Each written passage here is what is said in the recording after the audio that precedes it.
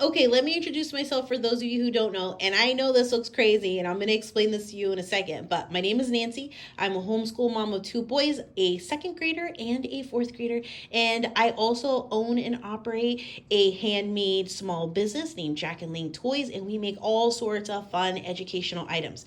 Okay, so what I'm going to do, and I just had like this aha moment. One of the biggest things, first of all, over on Instagram, one of the biggest things that you guys ask me is you guys want me to save stories when I share activities. That's not always possible, but you know what I was doing? I have this horrible habit when I do school is once we're done with that activity, I kind of just put it off to the side and I don't bother wiping it down unless we need it, of course. If I need this board for another lesson, I will erase it. But I hadn't needed it this whole week, so I kind of put it off to the side. And as I was getting ready to do my weekly cleanup, I'm like, wait a second, why don't I just do a video recapping all the activities that we did that week? So let's start with this activity that I did with my second graders. So here is our wooden gnome board in mahogany with the dry erase inserts. So one of the things that we have been working on with my second grader are complete sentences. What do you need to have a complete sentence? Subjects, predicates, all that stuff.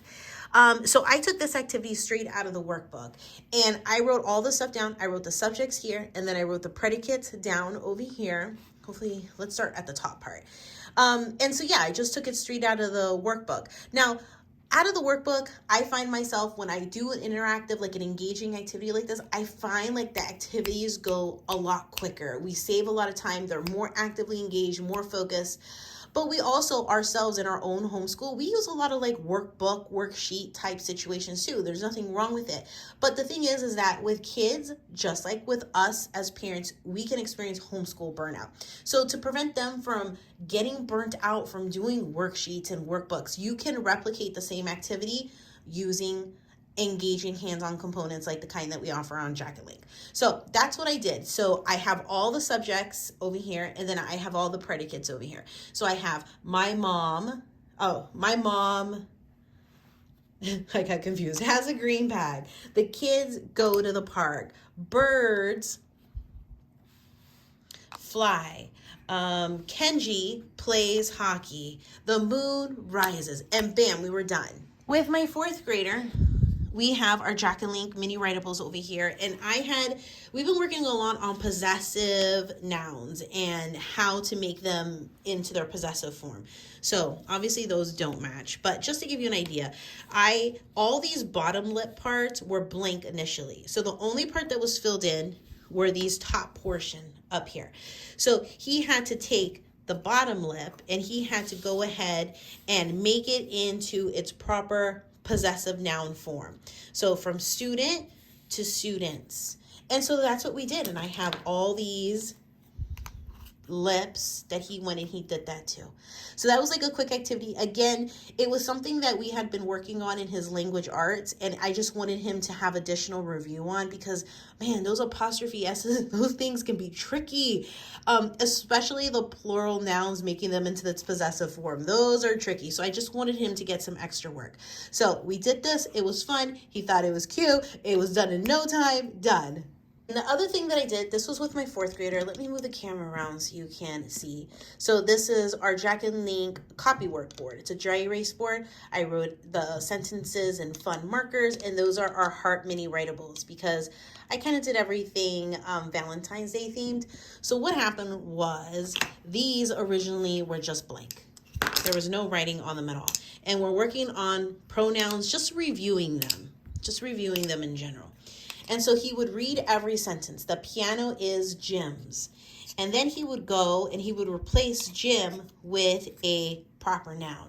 So the piano is, where is it? His. The piano is his. Tom and Mike are twins. And so then he replaced it with they. They are twins. And so he went ahead and he did this with every single sentence that I had up here. Again, it was a subject just to review something we had already learned in language arts. The activities that I set up in the morning serve two purposes. One is to review something that we're doing for language arts, or to take that day's assignment out of the workbook into something a little bit more hands-on and engaging. This one right here is probably my most favorite that we did all weekend long because it was just so cute. Okay, so first of all, we use our Jack and Link illustration storyboard. These right here are dialogue, our mini writables dialogue version. And we're working on onomatopoeia, which are word sounds. So I had him illustrate a picture and write the sound. So he would illustrate and write it. And this was just so stinking cute. He did splash for splash, bam. This is electricity and a bug on it, zap. This is boing. This is flash from a TV, zip for the zipper, and ouch. I don't know about this one, but I just thought it was so cute. I liked it so much I actually snapped a photo for our, like, I kind of have like this planner that we use as a scrapbook for all my planning stuff, but it's also something I plan on sharing with the evaluator. So I took a photo and I put that in our scrapbook for the year so we can look back on it because I just thought it was so cute. So anyway, so I really like this idea of when I have a whole bunch of stuff that I have just put aside that I haven't had an opportunity to wipe off because for whatever, like, we didn't need the lips anymore that week. You know, we just did one activity with it.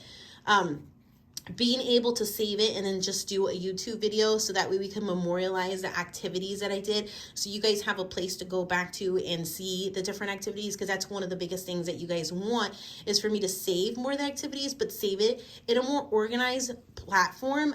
Instagram is great. I love Instagram. If you don't follow us over there at Jacqueline Toys, go over there because you will see so much more stuff over there. However, being able to organize things is a little challenging. So I think here on YouTube, we'll be able to do that a little bit better. So I'm going to try every week to kind of share how we use our stuff and kind of to do a recap on what we did.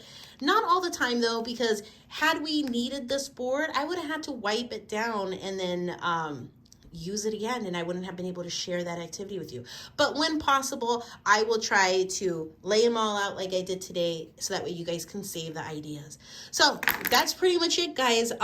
If you like this stuff, subscribe. I feel so weird saying it. Subscribe, give it a like, and I'll continue to do these type of videos. So hopefully you guys are staying warm and have a great weekend.